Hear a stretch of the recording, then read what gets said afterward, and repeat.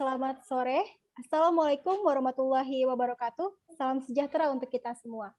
Shalom, Om Swastiastu, Namo Buddhaya, dan salam kebajikan. Senang sekali saya, Cynthia, bisa bersama dengan Anda hari ini dalam konferensi pers Festival Batik Cap Kertas dengan tema Sinau Batik. Izinkan saya menyapa tamu istimewa kita yang sudah hadir di sini. Selamat sore dan selamat datang kepada yang terhormat Bapak Ahmad Misdad Hudani, selaku Direktur Eksekutif Sanggar Inovasi Desa, Bapak Joko Hadi Purnomo, selaku Ketua Panitia Fasilitasi Bidang Kebudayaan Sinau Batik, yang terhormat Bapak Nur Rahmat, selaku Penemu Batik Cap Kertas, dan yang terhormat rekan-rekan sekalian dimanapun Anda berada. Tahun 2009, batik diakui sebagai budaya tak benda warisan manusia oleh UNESCO. Pengakuan ini memiliki dampak pada berbagai hal. Salah satu tentunya berdampak positif dengan jumlah permintaan akan batik. Maka untuk melestarikan batik sebagai warisan budaya, serta untuk menstimulus denyut ekonomi masyarakat di era pandemi, Yayasan Sanggar Inovasi Desa bermaksud melaksanakan pelatihan, pendampingan, dan festival batik cap kertas. Dalam kegiatan ini, akan dilakukan pelatihan pembuatan batik menggunakan canting cap kertas.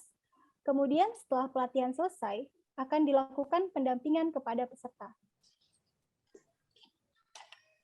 Untuk tidak mau berlama-lama, mari kita mendengarkan paparan yang akan disampaikan oleh Bapak Ahmad Misdad Hudani, selaku Direktur Eksekutif Sanggar Inovasi Desa. Kepada Bapak dipersilahkan. Terima kasih Mbak Cynthia. Selamat sore kepada mungkin para wartawan yang sudah hadir. Jadi di sini kami Sanggar Inovasi Desa sedang menyelenggarakan pelatihan, pendampingan, kemudian ada festival cap batik kertas dalam rangkaian acara Sinau Batik. Nah, sebenarnya Sanggar Inovasi Desa ini adalah sebuah lembaga atau yayasan yang didirikan oleh pemerintah Desa Pamungharjo beserta tokoh masyarakat di Desa Pamungharjo. Nah, sebenarnya Sanggar Inovasi Desa ini tujuan awalnya didirikan adalah untuk merekam atau menstrukturkan pengalaman-pengalaman baik yang ada di Pamungharjo agar kemudian direproduksi menjadi sebuah pengetahuan yang kemudian diajarkan ke desa-desa lain. Nah, menariknya di Pamungharjo ini ada salah satu inovasi yang menurut kami ini sesuai dengan nilai-nilai kita, nilai-nilai inovasi. Jadi kita mengartikan inovasi itu bukan hanya sebuah pengembangan atau implementasi dari teknologi, tapi sebuah bentuk pelestarian nilai budaya, kemudian bagaimana inovasi itu menjawab permasalahan masyarakat, langsung menyentuh aspek kehidupan masyarakat seperti itu. Nah, di batik cap kertas kita memandang nilai-nilai itu ada.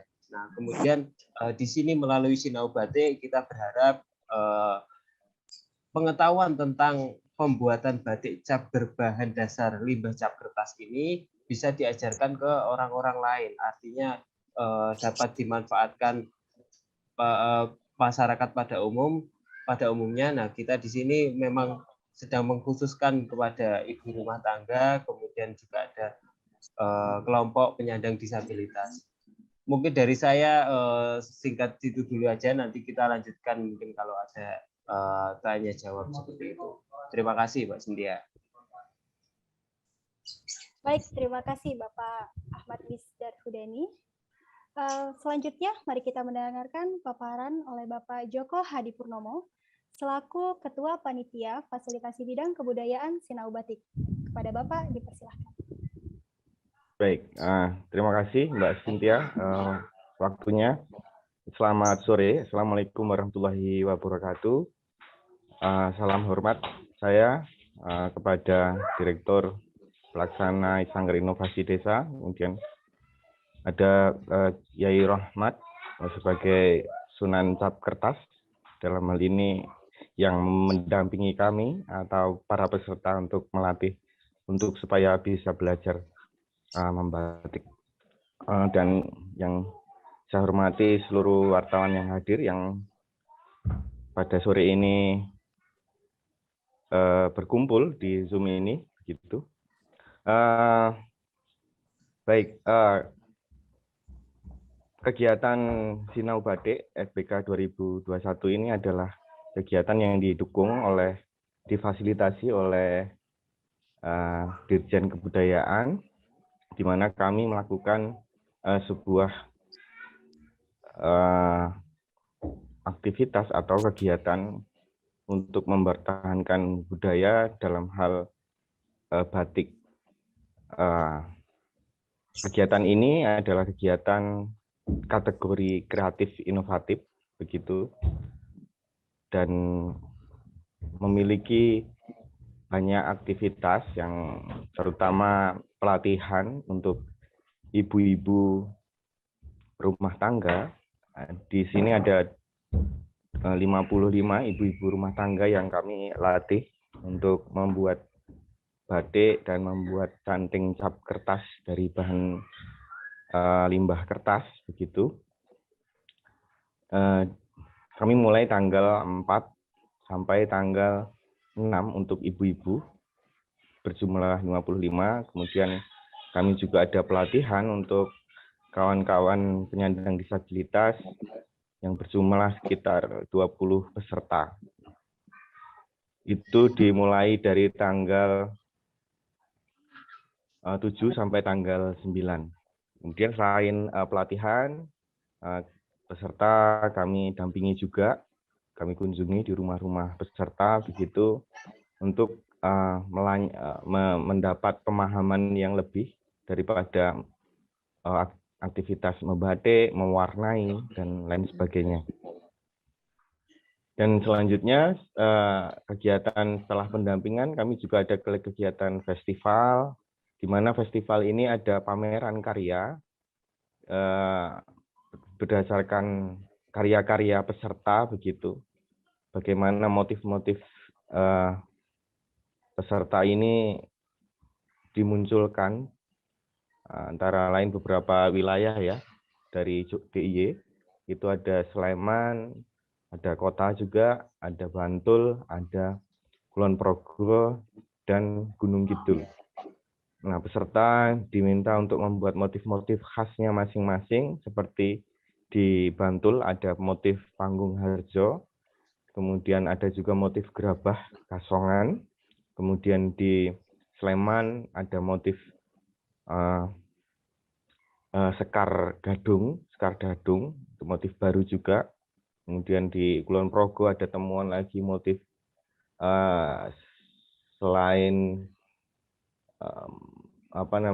ada motif temuan motif kelapa. Kemudian di Gunung Kidul ada motif baru lagi yang namanya motif legundi. Nah, motif-motif yang dibuat atau diciptakan oleh seluruh peserta ini akan dipamerkan di pembukaan di tanggal 16 jam 8 malam, kemudian hingga tanggal 17-nya, baik secara online maupun offline. Selain itu, kami juga mengadakan kegiatan talk show, di mana akan hadir seniman-seniman batik, begitu. Kemudian ada juga kami melakukan seminar tentang pemasaran, lebih pada pemasaran batik. Baik, itu mungkin Mbak Cynthia. Mungkin nanti akan lebih ramai lagi jika ada yang bertanya, begitu. Mungkin informasi sekilas dari program kegiatan batik saya cukupkan. Terima kasih, Mbak Cynthia. Baik, terima kasih Bapak Joko Hadi Purnomo. Baik, selanjutnya saya mengundang penemu batik cap kertas, Bapak Nur Rahmat, untuk menyampaikan paparannya. Kepada Bapak, dipersilahkan. Baik, Mbak Cynthia. Terima kasih. Assalamualaikum warahmatullahi wabarakatuh. Sebenarnya saya bingung mau memaparin apa ini di sini. Jadi sebenarnya cap kertas ini saya temukan di awal tahun 2015, awal tahun 2016.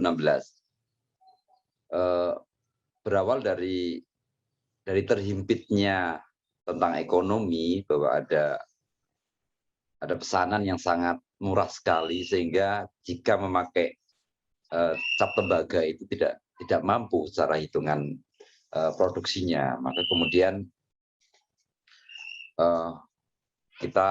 saya mengadakan eksplorasi gitu, mencoba pakai cap kertas dengan kertas duplek awalnya bungkus makanan itu. Ternyata bisa. Lalu kemudian dari situlah kemudian proses mengajari saya untuk mengeksplor seluruh kertas. Dan pencitraannya adalah limbah kertas kemasan. Kenapa limbah kertas kemasan? Karena bagi saya itu sangat seksi dan sangat mudah kita temui, lalu kemudian harganya juga sangat murah. Pada tahun berikutnya, cap kertas ini dinobatkan menjadi teknologi tepat guna, karena dia mampu menjawab kebutuhan masyarakat produksi batik, baik mengurangi ongkos produksi, baik menekan ongkos produksi, lalu kemudian masyarakat pembatik bisa membuat sendiri, dan sebagainya. Cap kertas ini sudah saya sebarkan virus ini ke seluruh Nusantara. Jadi, dan saya sangat bangga ketika beberapa teman-teman yang ada di pembatik Widjirejo misalnya, mereka sudah menggunakan ini, bahkan saya tercengang sendiri. Artinya gini, saya tidak pernah menghitung cap kertas ini mampu berapa kali dia untuk dicap. Di Widjirejo itu dia mampu sekitar 50.000 kali cap. Misalnya dia bikin 500 lembar gitu. Itu dia mampu. Dan saya juga tercengang gitu. Nah, ketika kemarin kita pendampingan di Sleman misalnya, dia sangat suka. Kenapa? Karena di sana itu dia membeli cap tembaga aja 1.500. Lalu kemudian dia akan berpikir, bagaimana saya nggak akan mendapatkannya itu. Dan di sana itu ada kebiasaan yang menarik. Jadi setiap dia mau ngecap, dia itu pinjam ke orang dan itu sewa. Setiap kali cap 2.500. Kali berapa kain. Nah, dengan hadirnya cap kertas ini, dia sangat excited, sangat tertarik. Dan ini cukup menjadi effort bagi saya. Nah, kemudian di belahan-belahan Nusantara yang lain, di pulau yang lain, itu justru murid-murid saya mampu melebihi saya. Misalnya dia mampu menjual hasil dari cap kertas itu sampai 2 juta gitu. Saya nggak pernah menjual segitu. Oke sih, sementara untuk cap kertas itu begitu. Sementara ya saya sebut sebagai teknologi tepat guna, dan katanya Mas Dhani tadi bahwa kebudayaan itu adalah nilai yang kemudian nanti kita turunkan menjadi peranata sosial, lalu akan hidup menjadi denyut ekonomi. Cap kertas ini mampu untuk itu. Terima kasih. Nanti bisa disambung kembali.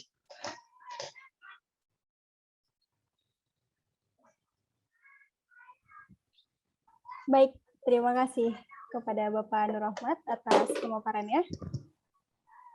Baik rekan-rekan sekalian, selama sekitar 10 hingga 20 menit ke depan, kami membuka sesi tanya-jawab bersama dengan Bapak Ahmad Wisdardani, Bapak Joko Hadipurnomo, dan Bapak Nur Rahmat. Bagi rekan-rekan yang ingin bertanya, silahkan raise hand atau bertanya melalui kolom chat.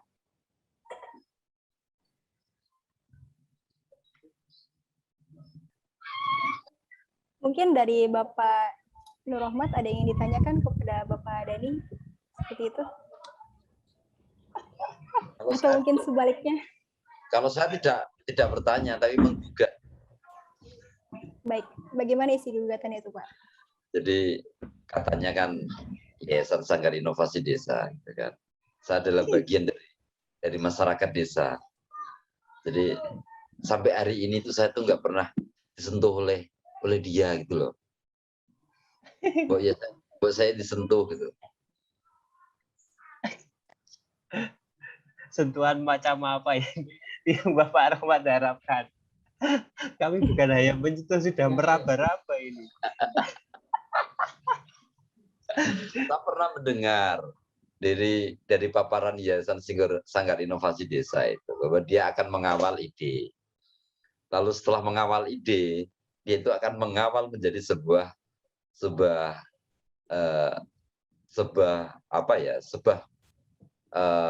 perkumpulan atau sebuah unit kelompok usaha gitu, agar dia mampu untuk terus bertahan membawa si heritage ini dengan digit ekonominya. Nah, bagaimana ini tetap akan tidak turun gitu. Bisa jadi naik, nanti pada umur sekian ya nggak bisa naik terus, tapi ada standarisasi bagaimana dia tetap lestari. Saya pernah mendengar itu soalnya. Oh iya, Bapak.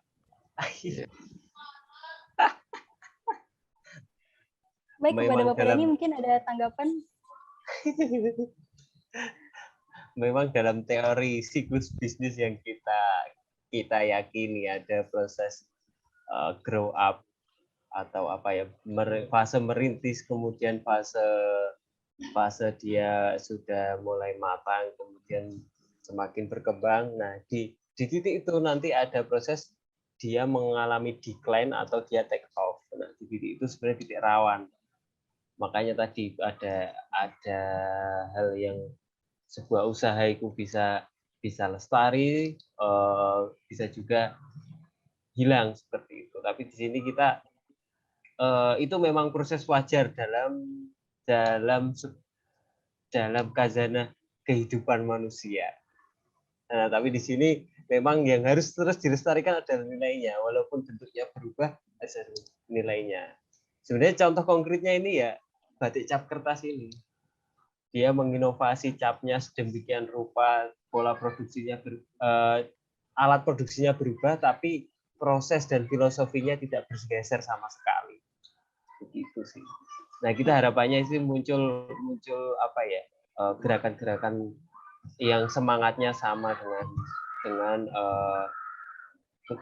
batik cap kertas ini. Tapi ya memang harus diakui, kita sebagai lembaga ini kita juga fasenya masih grow up untuk impact ataupun hasil yang sebenarnya sudah menjadi cita-cita kita ya belum bisa diukur karena memang baru anak kemarin sore. Dibanding Dongaji kita sebenarnya sangat lebih muda. Kita itu salah satu anaknya Dongaji, harusnya seperti itu.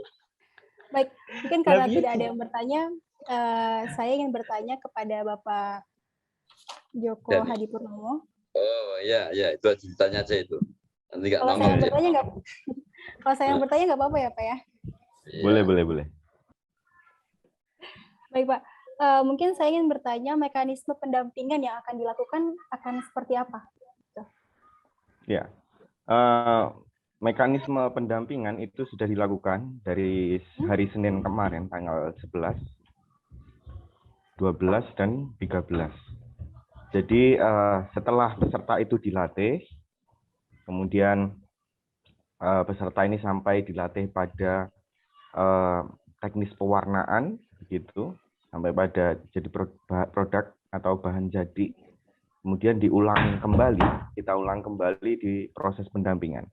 Jadi mekanismenya kami mendatangi kelompok-kelompok batik atau kami membagi dari 55 itu kami bagi menjadi 15 kelompok. Jadi per kelompok itu ada 5, Mbak Cynthia. Per kelompok ada 5, sebagian ada yang bergabung satu kabupaten. Misalkan contoh di Sleman itu ada 2 kelompok.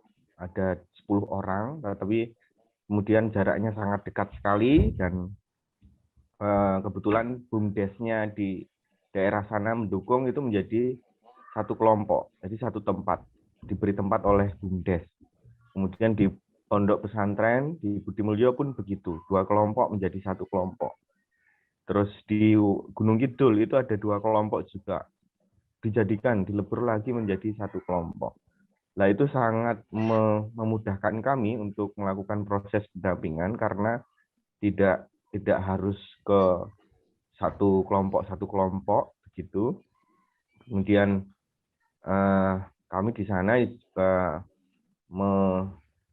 istilahnya mereview kembali gitu, apa yang memang kendala-kendala dari mereka yang dihadapi itu apa. Kami mencoba untuk membuat solusi-solusinya, menawarkan solusi-solusinya. Bagaimana membuat warna yang indah itu seperti apa dari campurannya, mungkin bagaimana setting tempatnya itu seperti apa supaya lebih mudah. Kemudian bagaimana teknis pewarnaannya itu supaya indah itu bagaimana. Kemudian ada caranya, rukunnya sendiri. Jadi batik itu memang harus sistematis. Jadi ketika dicuci, kemudian harus ditiriskan, tidak boleh dicampur dengan pewarna yang lain. Kita harus cuci tangan dulu. Nah itu dari batik itu sendiri pun kami mengajarkan, Yai Rohmat itu mengajarkan toharoh sebenarnya. Ada unsur-unsur apa ya istilahnya, religius di sana. Begitu Mbak Cynthia. Baik, Pak Joko. Jadi memang ada filosofinya sendiri ya di belakang batik cap kertas ini. Mungkin kalau secara luasnya filosofi saya tidak mengerti banyak, Mbak Cynthia. Itu hikmah aja yang saya ambil, bahwa saya menemukan belajar bersih, saya menemukan belajar sistematis, prioritasnya apa dulu begitu. Di situ saya menemukan sendiri. Kalau soal filosofi mungkin Rohmat yang lebih paham gitu, Mbak. Mungkin pertanyaan selanjutnya saya sudah kebaca ya. Mungkin Bapak Rohmat bisa menjelaskan mungkin dari sisi filosofinya sendiri, kemudian gimana sih pengalaman jadi instruktur dari daerah ke daerah lain seperti itu. Jadi, batik itu kan sementara ini hanya dimaknai, kalau di akademis gitu dimaknai sekedar teknik, hanya sekedar haralinta. Coba saja searching definisi batik itu pasti tentang hanya sekedar teknik, tataran syariat, tataran aturan teknis saja. Jadi haralinta menghalangi dengan makna. Sebenarnya batik itu kan tidak bisa dipisahkan antara tangible-nya, intangible-nya. Jadi kekuatan nilai filosofisnya atau motifnya yang terus hidup inilah yang kemudian diakui oleh UNESCO. Tidak hanya keindahan mata belaka yang kemudian nanti terus, yang kemudian itu akan cepat hilang. Justru nilai-nilai ini yang kemudian terus hidup. Nah, batik itu dari sisi tekniknya itu sudah mengajarkan kita bagaimana hidup. Nah, itu jadi filosofinya itu ada di tataran teknik juga ada, di tataran motif ya juga ada. Bahkan ada yang menyebut bahwa batik itu adalah kitab. Batik itu adalah menyertai kita sejak lahir sampai kita mati. Bahkan kita lahir itu harus pakai motif apa, kita menikah orang tuanya pakai apa, kita sedang takziah atau layat itu kita pakai motif apa, itu sudah diatur. Karena batik kalau dibalik menjadi kitab. Nah, pada tataran teknik itu misalnya cara mencantingnya, cara merintanginya, itu adalah tataran syariat, tataran aturan yang harus dipenuhi. Misalnya pada tataran orang-orang yang teknik dasar, maka nyantingnya harus ke kanan, dari kiri ke kanan, dari hal yang jahiliyah menjadi yang madaniyah begitu. Nah, pada proses pelatihan cap kertas kali ini itu memang kita baru mengenalkan bagaimana mereka membuat cap kertas. Tentu dia akan saya akan mengambil yang paling sederhana saja supaya dia tahu bagaimana teknik membuat cap kertas. Nah, ketika mereka sudah tahu dengan teknik yang sederhana ini, mereka mampu untuk membuat yang lebih. Harapannya begitu, artinya dia bisa lebih detail, bagaimana mendesain cap kertas itu, ada yang nyangkit itu repetitif, itu nyambung, itu lalu kemudian ada yang ceplok, bagaimana mereka bisa mengatur. Nah, lalu kemudian teknik pewarnaan dan sebagainya, baru-baru teknik dasar, baru kita kenalkan teknik-teknik dasar. Nah, sebenarnya pada proses pendampingan ini sih sangat singkat sekali, karena Badai tidak cukup hanya 1-2 hari, Badai tidak cukup ditulis 1000 lembar kertas, tidak cukup. Mungkin teman-teman YSID itu apakah akan berhenti sampai di sini, tantangannya. Artinya ini adalah kerja budaya. Bagaimana menancapkan nilai-nilai yang dikandung di dalam Badai itu menjadi tata aturan masyarakat dan menjadi desain ekonomi. Begitu Mbak Cynthia. Baik, satu pertanyaan saya lagi buat Bapak Nur Rahmat. Bagaimana sih pengalamannya menjadi instruktur dari tempat-tempat ke tempat yang lain seperti itu? Oh, sangat menarik memang. Saya malah menyesal tidak mencatat perjalanan saya ketika kemana, gitu, menjadi sebuah novel misalnya.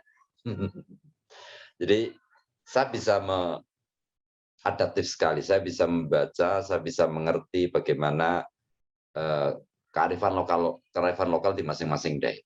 Sebenarnya terakhir saya ke Manganti di daerah Junjung Sumatera Barat. Itu ada di pelosok desa yang luar biasa, dan di situ saya bersama-sama dengan teman-teman desa itu untuk menciptakan motif dari folklore mereka. Ini menarik karena memang saya salah satu orang yang sangat risih ketika menciptakan motif itu latah. Misalnya sebut saja motif Borobudur, motif yang hanya ditangkap oleh itu enggak, saya salah satu orang yang tidak suka, tetapi mengambil motif-motif dari cerita rakyat yang penuh dengan nasihat itu menarik. Di Papua misalnya, mereka menciptakan motif tentang kata si penunggu desa itu. Kata itu akan memberi kode-kode bahwa di daerah ini ada bahaya. Kemudian di daerah Palembang misalnya, dia menciptakan motif dari tombak namanya Gujur, dan itu adalah pusaka dari Syekh Pelawa, seorang penyiar agama Islam di tahun 1300-an. Ini menarik jadi karena di banyak daerah saya banyak menciptakan motif dari cerita-cerita rakyat, sehingga Badai itu ada sebagai wasilah, sebagai perantara untuk mereka mengenal kebudayaan yang kita tuangkan ke dalam sehelai kain. Terima kasih.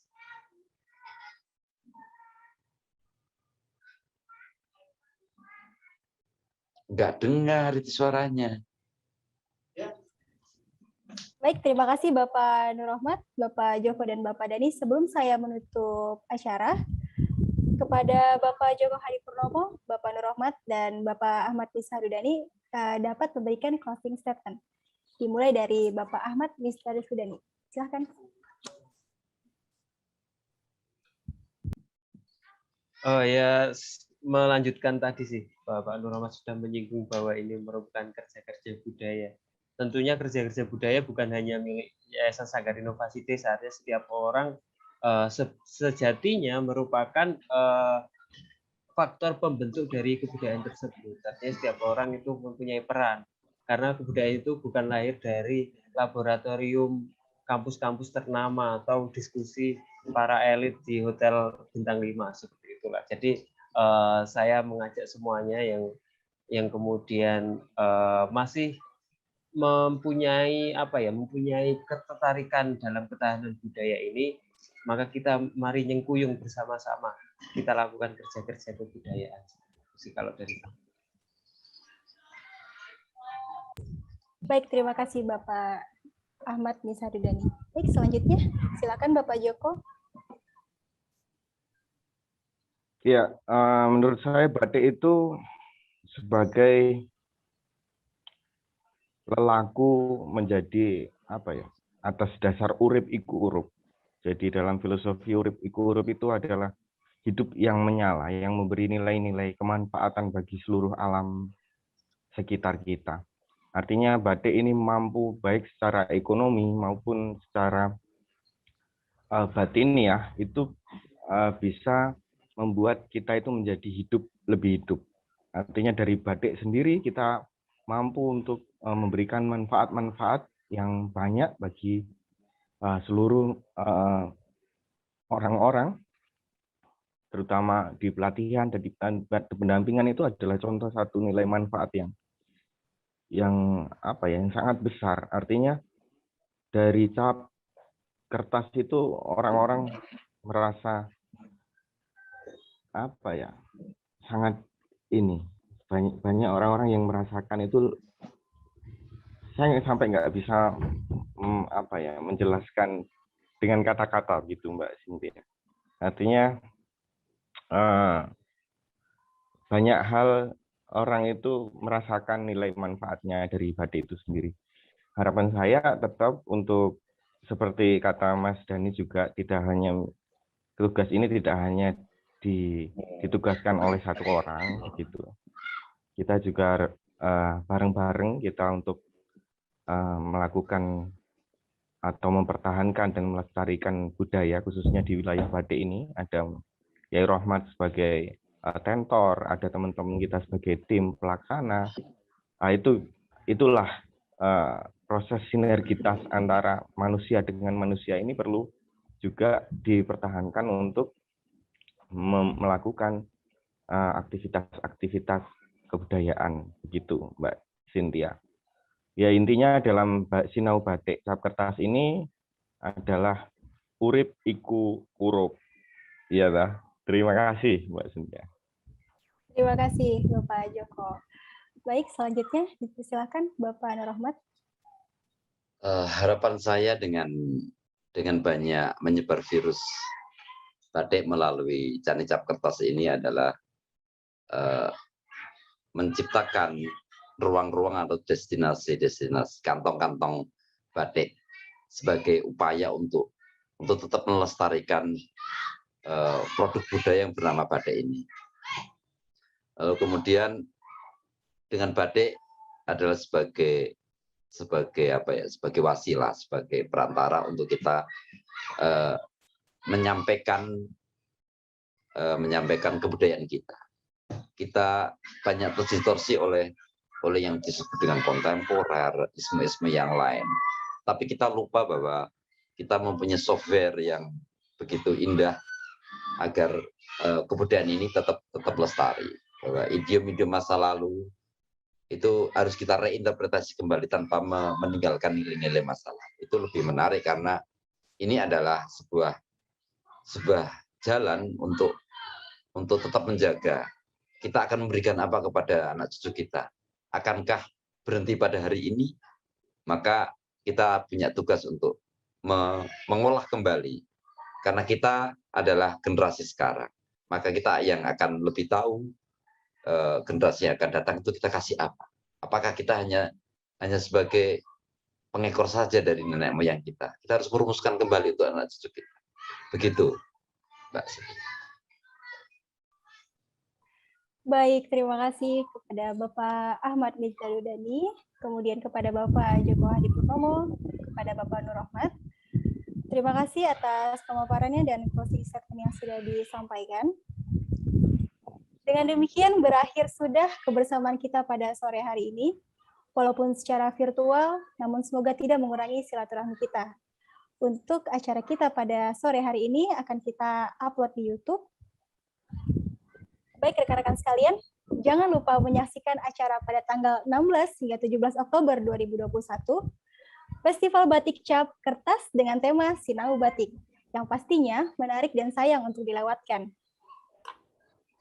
Baik, berikut adalah rundown acara untuk tanggal 16 hingga 17. Bisa saudara-saudara lihat.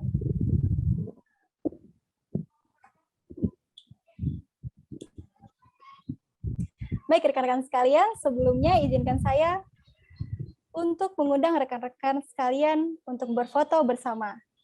Dipersilahkan untuk mengaktifkan kameranya, siapkan pose terbaik, dan kita akan berfoto bersama. Kepada Ibu Leni, mungkin bisa dibantu untuk aktifkan kameranya. Asosiasi Kriawan Republik Indonesia. 3, 2, 1. Baik, terima kasih saya ucapkan sekali lagi kepada Bapak Ahmad Misdat Hudani. Terima kasih kepada Bapak Joko Hadi Purnomo. Terima kasih kepada Bapak Nur Rahmat. Terima kasih kepada rekan-rekan sekalian yang sudah menghadiri acara pada sore hari ini. Terima kasih pula kepada seluruh panitia yang mempersiapkan acara ini. Saya Cynthia. Wassalamualaikum warahmatullahi wabarakatuh. Namo Buddhaya. Om Santi Santi Santi Om. Terima kasih.